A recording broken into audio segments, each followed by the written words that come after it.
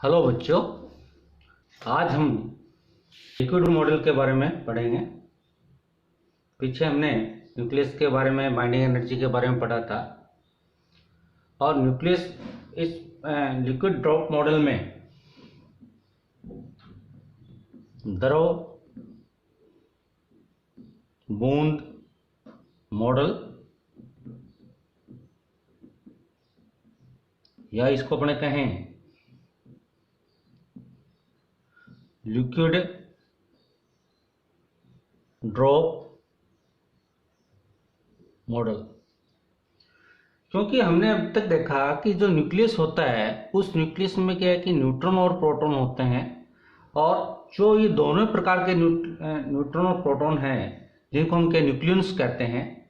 इन nucleus के बारे में हमने देखा कि किस प्रकार से व्यवस्थित होते हैं ये हमें पता नहीं चला। लेकिन कुछ क्या है कि मॉडल प्रस्तुत किए गए,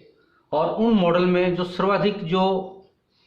मॉडल है, अपने इम्पोर्टेंट जो मॉडल अपने पास इसमें काम में लिए गए, उसमें एक तो क्या है कि द्रव बूंद मॉडल है जो लिक्विड ड्रॉप मॉडल है, और दूसरा जो अपने पास मॉडल है वो है सेल मॉडल। इन दोनों मॉडल्स जो है, इन दोनों मॉडल्स के बारे में क्या यहाँ पर हमें अध्ययन करेंगे। और इन दोनों मॉडल्स में सबसे पहले हम क्या है कि अगर बात करते हैं द्रव बूंद मॉडल यानी लिक्विड ड्रॉप मॉडल के अंदर, तो इसके अंदर हम देखते हैं कि नाभिक जो होते हैं वो उसमें जो, या ये कहें कि भारी नाभिक जो होते हैं, हेवी जो न्यूक्लियस होते हैं, उनकी जो बाइंडिंग एनर्जी है, जो हमने क्या कि पहले उस ग्राफ से देखा था, याद किया था, तो प्रति न्यूक्लियस जो बाइंडिंग एनर्जी है वो क्या है कि लगभग क्या है कि अपने पास हेवी जो न्यूक्लियस है उनकी कांस्टेंट सी होती है। जैसे अपने पास बताया था कि जैसे मान लो क्या है कि 20 से लेके अपने पास क्या है कि 180 तक के अपने पास जो न्यूक्लियस होते हैं उनकी क्या है कि बाइंडिंग एनर्जी लगभग क्या है कांस्टेंट सी रहती है। तो अपने पर हम देखते हैं कि इस प्रकार है कि अगर कुल अपने पास बाइंडिंग एनर्जी की बात करते हैं तो क्या कुल जो बाइंडिंग एनर्जी अपने पास है वो किसके क्या कि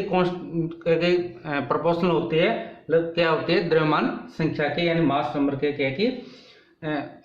इस रूप में क्या कि वो परिवर्तित होती रहती है।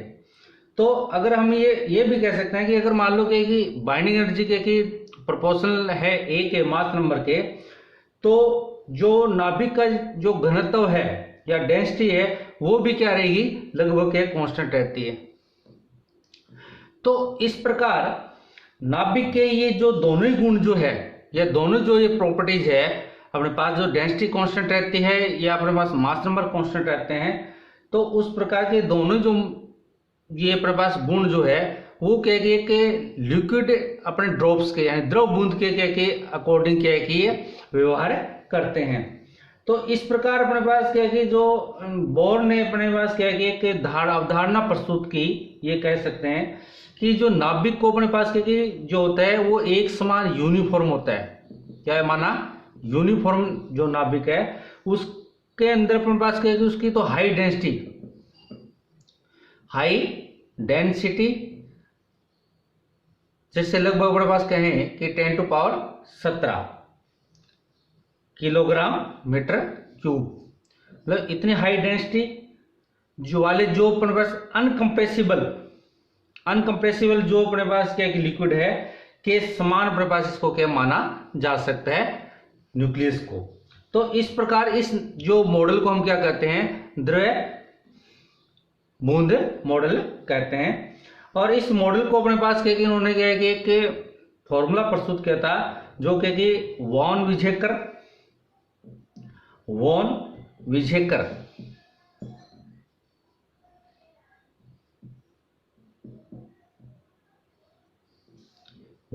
नामक साइंटिस्ट ने क्या है कि 1935 में क्या है कि फॉर्मूला प्रस्तुत किया, जिससे हम क्या सेमी इंपायरिकल फॉर्मूला कहते हैं। और बाद में क्या है कि इसमें कुछ बेथे ने और कुछ अन्य ने अपने पास कुछ सुधार भी किए थे। तो अब हम क्या है कि इसको सेमी इंपायरिकल मास फॉर्मूला के बारे में अपने पास पढ़ते हैं, जो कि लिक्विड ड्रॉप मॉडल से ही अपने पास ये रिलेटेड है। तो सेमी इंपायरिकल जो फॉर्मूला है इसमें है, इसको अपने ये भी है सामी आनुभाविक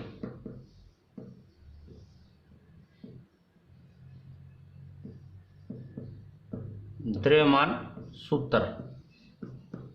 या इसको ये कहें सेमी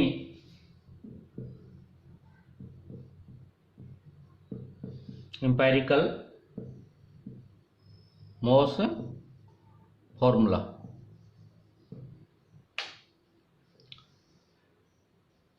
क्योंकि जो नाभिक होता है उस नाभिक के अपने बाइंडिंग एनर्जी हमने जैसे पहले पढ़ा था, और बाइंडिंग एनर्जी में क्या होता है, जो इसके अंदर जो न्यूट्रॉन्स और जो प्रोटॉन्स की जो अपने पास नंबर ऑफ न्यूट्रॉन्स जो है, नंबर ऑफ प्रोटॉन्स है, उनका जो मास है, तो न्यूक्लियस का जो मास होता है वो क्या होता है कि इनके जो प्रति जो अपने पास mass of proton mass of neutrons होता है, इनसे क्या है कि कम प्राप्त होता है, और जो कम प्राप्त होता है उसे हम क्या कहते हैं, मास डिफेक्ट कहते हैं। मास डिफेक्ट,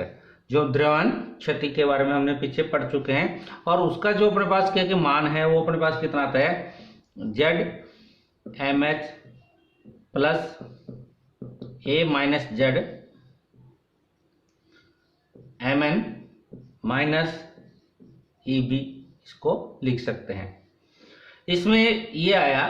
कि जहां पर अपने पास क्या है कि जो है जेड एम एच अपने पास जेड के है एटॉमिक नंबर, और ए माइनस इसके नंबर ऑफ न्यूट्रॉन्स, और एम एच के mass of hydrogens, M H क्या है, मास ऑफ हाइड्रोजन्स, ये हमने क्या की पहले पढ़ चुके। ये एम एन क्या है, mass of neutrons, mass of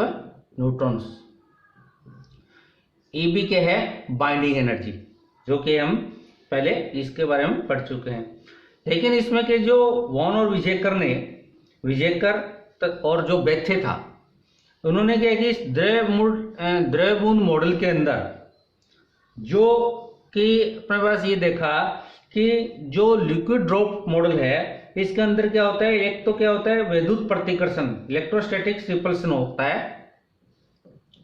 electrostatic repulsion होता है, और दूसरा इसमें क्या है, पृष्ठ तनाव यानी सरफेस टेंशन, यानी इनकी इन जो ये अपने पास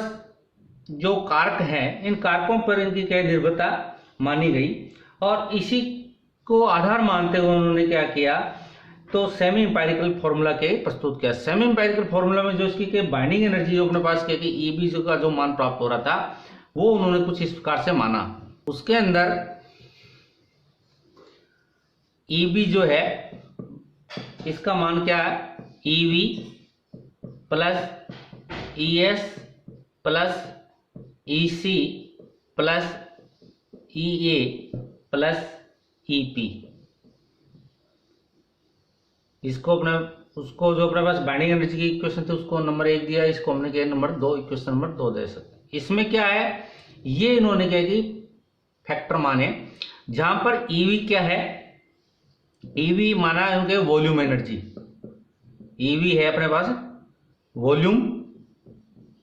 एनर्जी, ईएस जो है वो क्या है, सरफेस एनर्जी है, सरफेस एनर्जी। ईसी जो है वो क्या है, कूलम्ब एनर्जी है, कूलम्ब एनर्जी। और ई ए क्या है, एसिमेट्रिक एनर्जी, ये अपने पास क्या आएगा, एसिमेट्रिक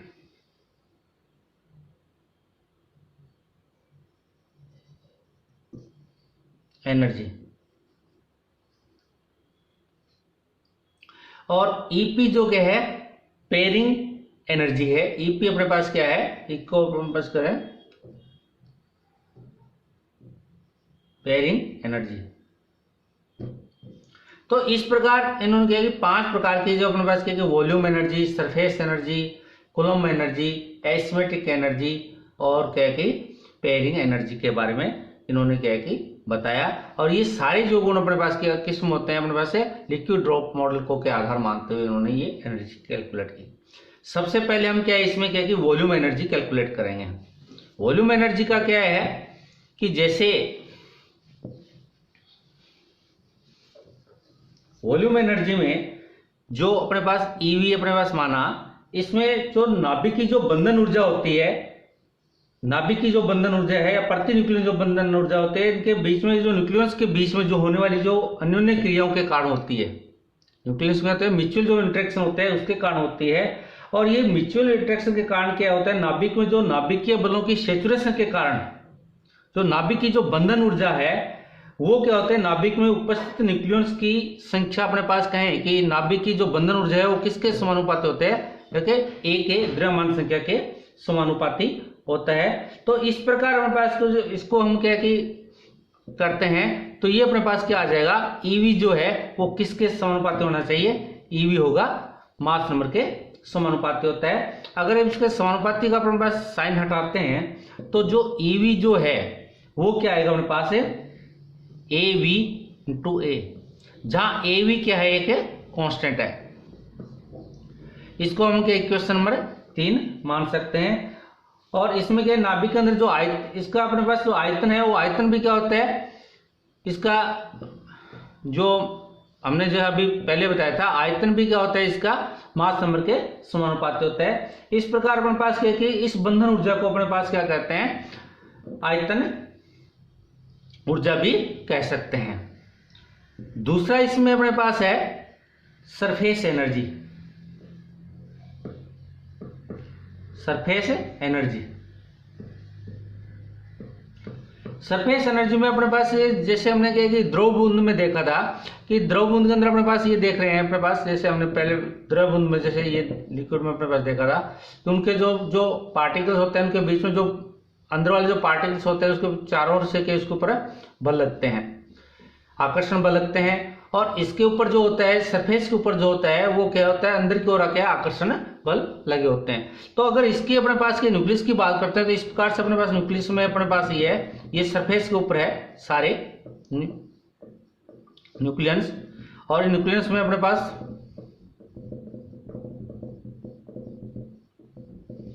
अगर इन न्यूक्लियस की बात करते हैं तो इसके अंदर अपने पास क्या है कि जैसे सरफेस के ऊपर जो न्यूक्लियस है उसके अंदर क्या है कि अंदर की तरफ क्या है कि अपने पास क्या ये बल आकर्षण बल लगता है। और जो अंदर की ओर जो अपने पास होता है उसके अंदर क्या है कि इस प्रकार से चारों ओर क्या है कि इसमें आकर्षण बल लगता रहता है। तो जिससे क्या है ये तो ज्यादा क्या स्टेबल होता है, ज्यादा क्या कि फोर्स से क्या है कि बाइंड रहता है। और जो सरफेस के ऊपर होता है वो सरफेस की तरफ से क्या होता है, इसके ऊपर कोई फोर्स नहीं लगता। इस कारण क्या होता है ये सरफेस से क्या है कि कुछ लूज हो जाते हैं। तो लूज होने से क्या इनकी क्या है कि जो बाइंडिंग एनर्जी या अपने पास की जो इनकी जो एनर्जी है वो क्या हो जाती है, इनकी कम में हो जाती है। तो इसमें ये जो गुण सारे हैं वो एक प्रकार से पृष्ठ तनाव के समान के इसमें क्या गुण या सरफेस टेंशन के हिसाब से इसमें क्या गुण क्या ही शो करता है। तो इसलिए इस एनर्जी को हम क्या कहते हैं, सरफेस एनर्जी भी कहते हैं। तो इस प्रकार जो बंधन ऊर्जा अपने पास जो होती है वो बंधन ऊर्जा क्या होगी, इसकी पृष्ठीय ऊर्जा से जो इसकी सरफेस जो एनर्जी है इस एनर्जी से क्या कुछ कम हो जाती है। ये जो सरफेस के ऊपर क्या होता है, ये हमने देखा कि ये जो फोर्स जो होता है वो अंदर की ओर आकर्षण बल लगता है, तो यहाँ पर क्या कुछ ये लूज हो जाते हैं। तो इस कारण के ये जो एनर्जी है वो क्या हो जाती है, कम हो जाती है। तो अपने पास ये लिख सकते हैं जो सरफेस एनर्जी है वो क्या होगी, माइनस पृष्ठीय क्षेत्रफल, यानी कि जो इसका पृष्ठीय जो क्षेत्रफल है उसके क्या की माइनस से समानुपात हो जाती है। या इसको अपने पास ये लिख सकते हैं कि पृष्ठीय क्षेत्रफल अपने पास क्या होता है 4πr² होता है। और जहां पर क्या है अपने पास क्या की या आर अपने पास यहाँ के इसकी रेडियस कैपिटल आर ले लेते हैं। और r इक्वल टू अपने पास क्या होता है, r इक्वल टू होता है r0a⁴ जो अपने पास क्या कि इसका रेडियस फॉर्मूला अपने पास है। तो इस प्रकार अपने पास ES को हम क्या लिख सकते हैं, ES जो है वो किसके अपने पास प्रोपोर्शनल होगा, अपने पास ये मान देखते हैं। तो ये क्या होगा a⁴r² ना, तो r² से क्या हो गया अपने पास a⁴2/3 हो गया। बाकी तो कांस्टेंट अपने पास, तो अपने पास चेंज कहाँ है a⁴2/3, ये माइनस का साइन अपने पास यहाँ है। तो इस प्रकार अपने पास अगर इसको हटाते हैं साइन को तो ES जो है वो अपने पास कितना आ जाएगा माइनस AS A⁴ और जहां पर AS जो है ये क्या है अपने पास एक कांस्टेंट है, और ये जो ऊर्जा होती है ये आयतन ऊर्जा के विपरीत अपने पास इसमें साइन लेते हैं क्योंकि ये कम हो रही है एनर्जी। तीसरा इसके अंदर आता है कूलम्ब एनर्जी। तीसरी इसमें क्या आएगी, कूलम्ब एनर्जी आएगी। इसको हम क्या इक्वेशन नंबर 3 मान सकते हैं। 3 तो ये हमने पहले माना था, इसको इक्वेशन नंबर हम क्या है 4 मान सकते हैं।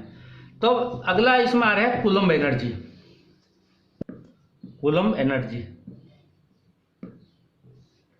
जिसको अपने पास के EC से लिखते हैं। तो इसके अंदर अपने पास देखते हैं कि नाभिक के अंदर जो के प्रोटॉन के कारण जो इनके बीच में नाभिक के अंदर क्या होता है, प्रोटॉन्स जो होते हैं, प्रोटॉन्स के कारण क्या होता है इनके बीच में क्या प्रतिकर्षण बल लगता है, रिपल्सन फोर्स लगता है। और जैसे जैसे अपने पास ये कहें कि प्रोटॉन्स की संख्या में वृद्धि होती जाएगी,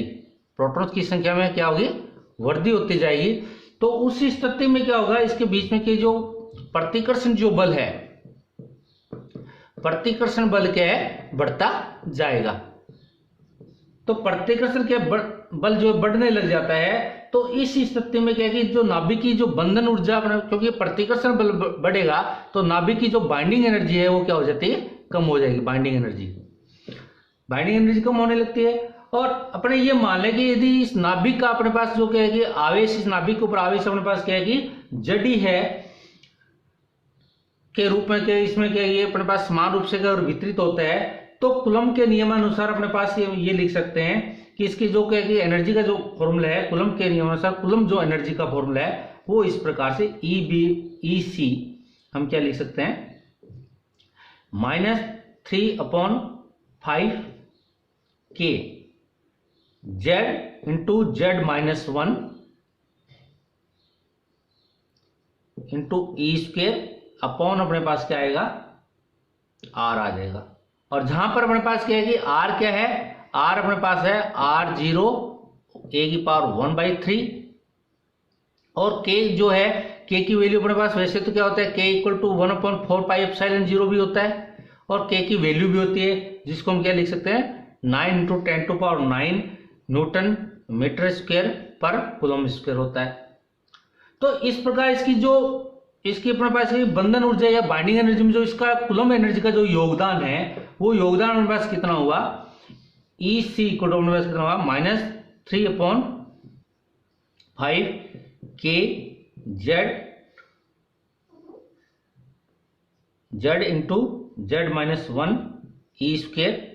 अपॉन अपने पास क्या है, ये आ गया R0 A⁴ 1/3 लिख सकते हैं इसको। अगर चाहें इसको अपने पास क्या है कि ये अपने पास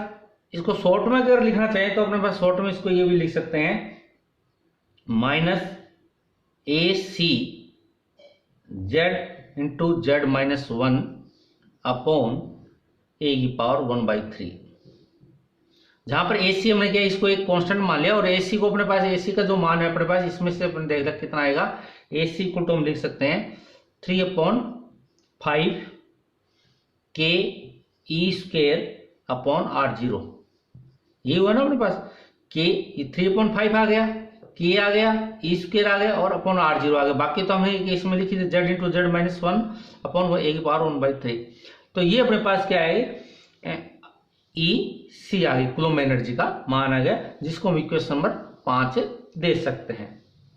अब हम एसिमेट्रिक एनर्जी के बारे में पढ़ेंगे। एसिमेट्रिक एनर्जी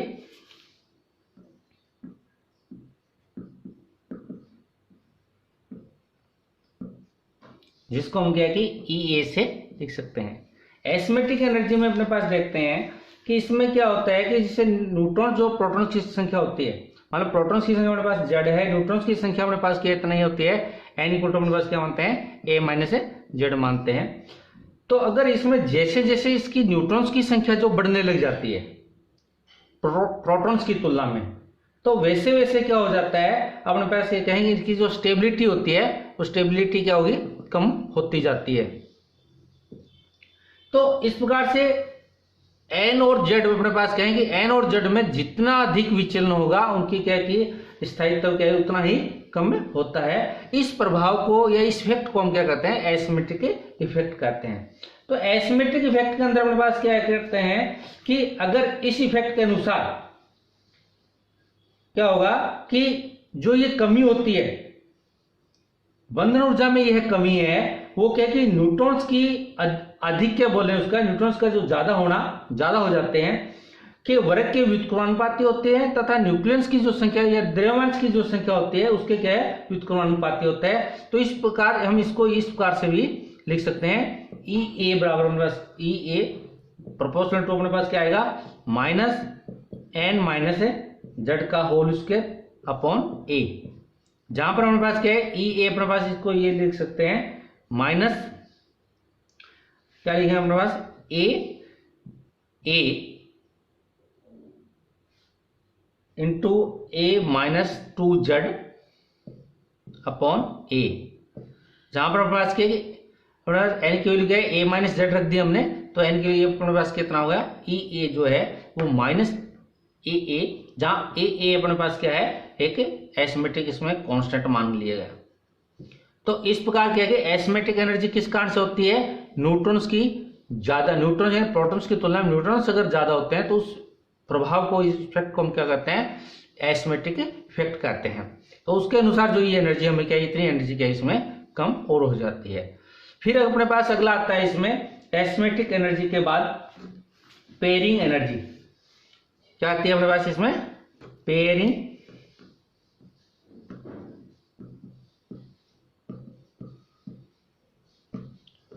युग्मन ऊर्जा या पेयरिंग ऊर्जा। तो इसी प्रकार के अपने पास जो देखते हैं कि पेयरिंग एनर्जी है वो किस कारण होती है, तो सभी जो एलिमेंट्स के अपने पास नाभिक में अपने पास ये कहें तो जो प्रोटॉन्स और जो न्यूट्रॉन्स की जो संख्या होती है, और इनके अपने पास देख रहे हैं कि ये जो संख्या जब के सम होती है तो वे क्या कि ज्यादा स्टेबल होते हैं, और अगर दोनों की संख्या अपने पास क्या कि ओड होती है, ओड नंबर में पाए जाते हैं, तो वो क्या हो जाते हैं, अनस्टेबल पाए जाते हैं। तो इस प्रकार अपने पास ये कुछ अपवाद को हम छोड़ सकते हैं, तो बाकी क्या है कि वो अनस्टेबल ही रहते हैं। तो अगर इस स्थिति में अगर देखते हैं तो नाभिक के अंदर जो प्रोटॉन और न्यूट्रॉन्स में से कोई भी कण अगर ओड नंबर में है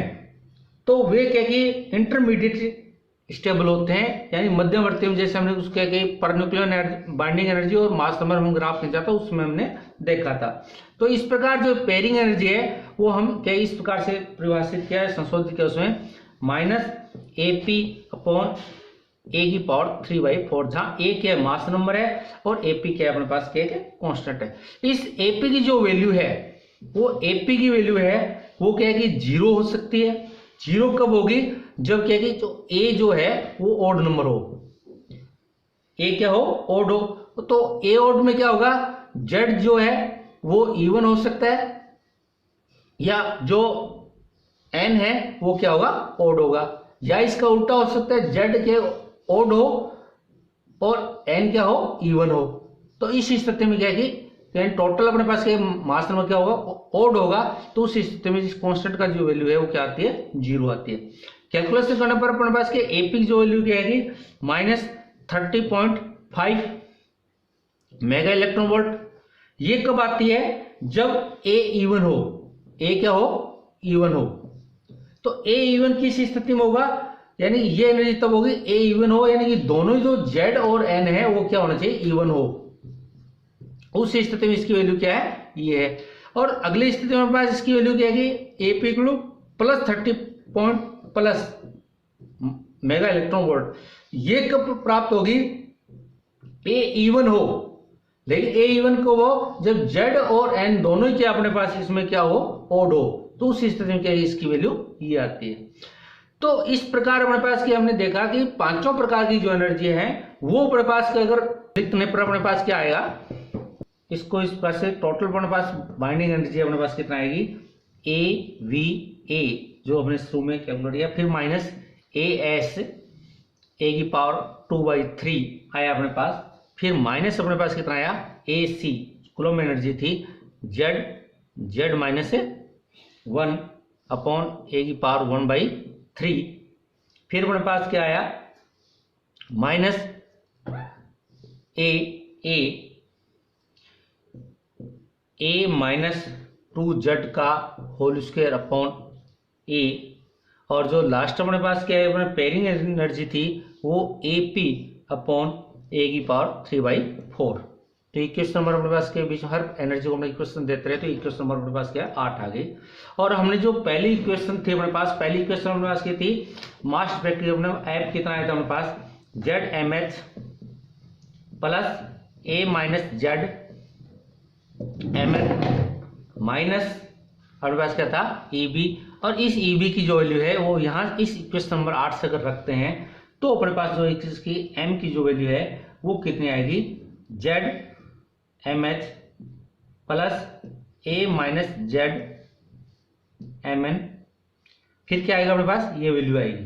फिर अपने पास इसमें आई माइनस, अपने पास माइनस बाइंडिंग एनर्जी है माइनस ई बी, तो इसमें क्या है minus A V A plus ये माइनस माइनस प्लस हो गया तो ए एस ए की पावर 2/3, फिर माइनस माइनस प्लस प्लस ए सी जेड जेड माइनस 1 अपॉन ए की पावर 1/3, माइनस माइनस फिर प्लस आ गया तो अपने पास क्या है plus A minus 2z upon ए, फिर अपने पास कितना आ गया माइनस माइनस प्लस, अपने पास कितना आया प्लस ए पी अपॉन ए की पावर 3/4। ये जो फॉर्मूला है अपने पास है ये क्या है, सेमी एम्पायरिकल फॉर्मूला कहलाता है। और इस फॉर्मूले के अनुसार अपने पास क्या है कि अगर इसके अंदर अपने इसको ग्राफ से भी डिफाइन करें तो उस स्थिति में जो इनके अपने पास कांस्टेंट की जो वैल्यू है, अपने पास जो कांस्टेंट अपने पास आए ए वी आया, ए सी अपने पास कांस्टेंट है, ए पी कांस्टेंट है, जो इनकी जो वैल्यू है ए एस है, ए एस कांस्टेंट है और ए कांस्टेंट, इन कांस्टेंट्स की जो वैल्यू है वो क्या है कि कुछ अपने पास के जो स्टेबल अपने पास न्यूक्लियस थे उन न्यूक्लियस में अपने पास क्या है कि इनमें जो इनकी बाइंडिंग एनर्जीज का मान रखकर हमने क्या कि इन क्या है कि कांस्टेंट्स के मान प्राप्त किए जो कि इस प्रकार से आते हैं। यानी कि अपने क्या है जो एवी का जो अपने पास है वो कितना आया था 14.1 मेगा इलेक्ट्रॉन वोल्ट आ रहा था, और जो अपने पास एएस है उसका अपने पास कितना आ रहा था 13.0 मेगा इलेक्ट्रॉन वोल्ट, और जो अपने पास एसी है उसका 0.595 मेगा इलेक्ट्रॉन वोल्ट,